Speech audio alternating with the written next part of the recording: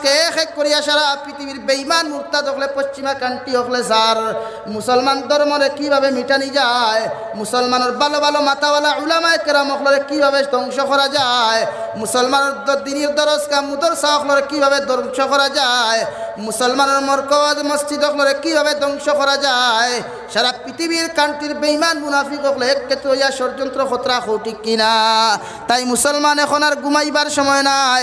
হে মুসলমান, ফজর আজান, আর তুমি যদি মুসলমান হও তাহলে ফজর আজান শুনিয়া ঘুমাইতা এখানে। তুমি যদি মুমিন পুরুষ হও তাহলে এশার আজান শুনিয়া তুমি বাজারত থাকার কথা নাই। এশার আজান শুনিয়া যত বড় ব্যবসায়ী হও তুমি ব্যবসা বন্ধ করিয়া মসজিদে যাওয়ার কথা। কারণ আমার নবী দু জাহানের বাদশা নবী মুহাম্মদুর রাসূলুল্লাহ সাল্লাল্লাহু আলাইহি ওয়াসাল্লাম নবুয়তি পাওয়ার পরে 13 বছর পর্যন্ত মক্কা নগরী চুপি চুপি দিনের দাওয়াত দিলা। নিজের বাইর আড়ালে বাইয়ে নামাজ পড়লো, মায়ের আড়ালে ছেলে নামাজ পড়লো, বাবার আড়ালে ছেলে নামাজ পড়লো, লুকাইয়া লুকাইয়া ছেলের আড়ালে বাবায় নামাজ পড়তো। এত নির্যাতন এত কষ্ট দেওয়ার পরেও সাহাবায়ে কেরাম হলে কোনোদিন নামাজ ছাড়ে নাই।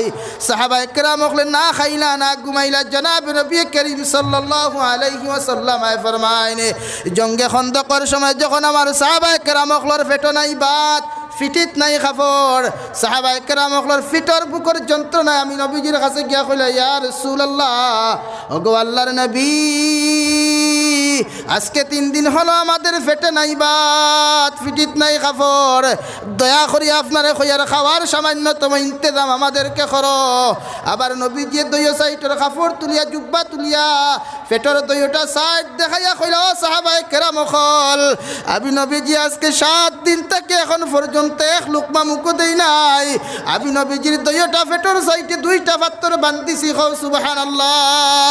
ও নবীজি না খাইয়া আজকে দিন তুইয়া গেলার মুসলমান। আজ মুসলমান চতুর্দিকে নির্যাতিত হয়ে মুসলমান ভাই ফজরের নামাজও পাওয়া যায় না, মুসলমান ভাই নির্যাতিত হয় মুসলমানের এশার নামাজও পাওয়া যায় না। নাম রাখছে আব্দুল সত্তার, মুসলমান ফুয়ারে পিকনিকও পাওয়া যায়। নাম রাখছে আব্দুল সত্তার, মুসলমানের ফুয়ারে ইউটিউবও পাওয়া যায় ফিল্ম দেখাত। ও মুসলমান, তোমার কি লজ্জা লাগে না যে সাহাবায়ে কেরাম হলর পেটের মধ্যে নাই বাত, ফিটির মধ্যে নাই কাপড়, বিবি বাচ্চা ঘরের মধ্যে হাউ মাউ করিয়া শান্তিতে রাখতে, আল্লাহ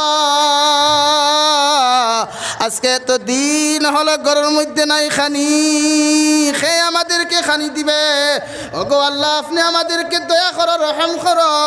উপাস রইতে রইতেও যদি আমাদের জান চলে যায়, ওগো আল্লাহ, কোনো দিন আর তোমার দিন তাকে সরতাম না। কও সুবহানাল্লাহ।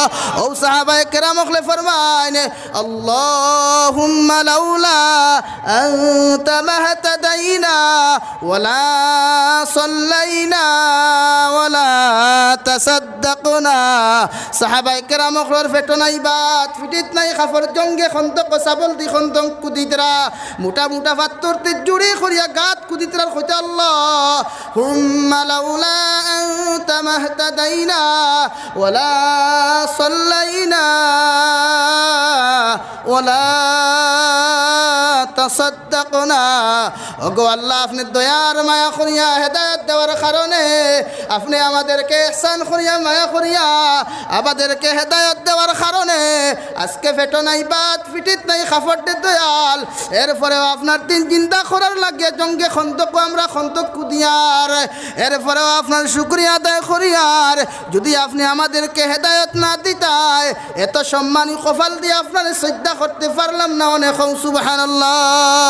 এই ছিল সাহাবায়ে